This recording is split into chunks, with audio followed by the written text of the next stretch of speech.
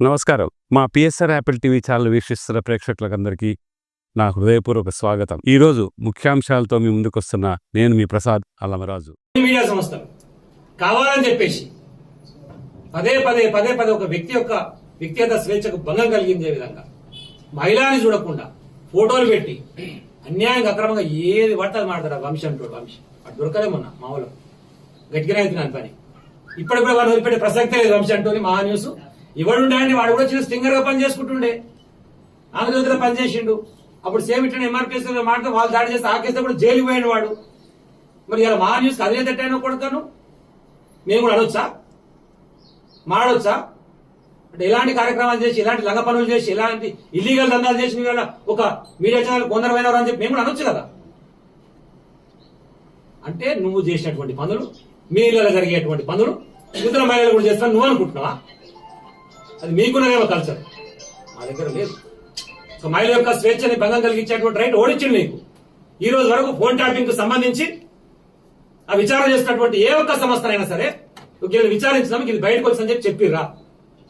మరి నువ్వెట్లా చెప్తావు? పోనీ నువ్వు అనుకుంటున్నటువంటి వ్యక్తులైనా స్వతహాగా వాళ్ళు వచ్చి వాళ్ళ కంప్లైంట్ ఇచ్చిర్రా, నా ఫోన్ ట్యాప్ అయింది, దీనివల్ల నా వ్యక్తిగత స్వేచ్ఛకు భంగం కలిగింది, నన్ను వీళ్ళు బ్లాక్ మెయిల్ చేసి నాకు వీళ్ళు మాట్లాడని చెప్పిర్రా? లేదు. ఏది పడితే అది మాట్లాడితే నడుస్తుంది, మా ఇష్టం చేస్తాము, మళ్ళీ ఏమైనా మాట్లాడితే మీడియా స్వేచ్ఛకు భంగం కలుగుతుందా? మొదటి నుంచి మీడియా స్వేచ్ఛ మీద ఇట్లనే చేస్తున్నారు. అరే మీడియా స్వేచ్ఛకు భంగం కలిగిస్తుంది భయ్.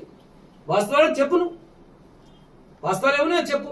నీకు అనిపించింది ఊహ పెట్టుకొని కావాలని చెప్పేసి మనిషిని టార్గెట్ చేసి క్యారెక్టర్ అసాసినేట్ చేసి కుటుంబంలో ఒక మానసిక శోభకు గురయ్యే విధంగా చేస్తే ఎవడు ఊకోడు కొడతా. తస్మాత్ జాగ్రత్త వంశీ. మహా న్యూస్ నీకు మళ్ళా కూడా అయ్యేది ఉంది. నేను వదిలిపెట్టే ప్రసక్తే లేదు. మీడియా ప్రాంతంగా నేను చెప్తా ఉన్నాను, ఎట్టి పరిస్థితి వదిలిపెట్టే ప్రశ్న లేదు. ఏ రోజుకైనా సరే మేము కూడా పింక్ బుక్ మెయింటైన్ చేస్తున్నాం. గతంలో చెప్పింది అబద్ధం కాదు. పోలీసులు కూడా అత్యుత్సాహం. ఆ దాడిలో పాల్గొన్నటువంటి వాళ్ళు అని చెప్పేసి ఎవరి మీద ఆరోపణలు చేస్తున్నారో పిల్లలపై నిరసన తెలియజేస్తారు. మా రైట్ ఎందుకు ఇచ్చిన రైట్ వచ్చినట్టు అడుగుతారు పోయి. దాంట్లో మా అధ్యక్షుడు ఒకరికి బెయిల్ ఇచ్చారు, మిగతా ఇద్దరు పిల్లల్ని జంగా అంటూ ఇంకొక అరెస్ట్ చేశారు. పోలీసులు ఇష్టం కొట్టిరు, వాళ్ళని రిమాండ్ చేశారు. ఇంకా 5 పిల్లలు ఇప్పటికి అబ్స్కాండింగ్లు ఉన్నారు. ఎవడిచ్చింది నీకు రైట్ కొడుతందుకు? నువ్వు కాంగ్రెస్ పార్టీ కార్యకర్తవా? పోలీస్ అంటే నీ ఇష్టమా? నీ అయ్యా జాగీరా? ఎట్లా కొడతావు? పిల్లగాల మీద ఎట్లా చేసుకున్నారు మీరు? మిమ్మల్ని ఎవరు వదిలిపెట్టేది లేదు.